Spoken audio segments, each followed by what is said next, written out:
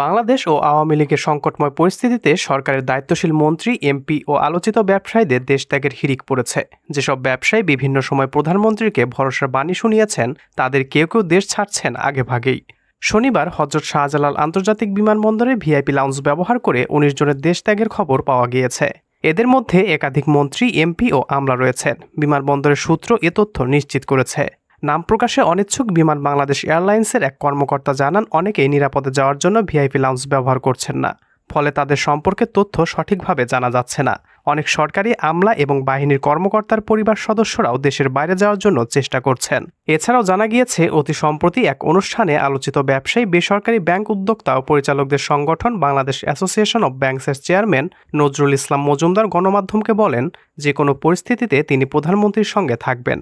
প্রধানমন্ত্রীকে ক্ষমতায় রাখতে ব্যবসায়ীরা সবকিছু করতে প্রস্তুত, অথচ তিনি দেশের ক্রান্তি লগ্নে প্রধানমন্ত্রীর পাশে থাকছেন না। প্রধানমন্ত্রীকে দেয়া কথার বরখেলাপ করে BS 217 নম্বর ফ্লাইটে তিনি দেশ ছেড়েছেন।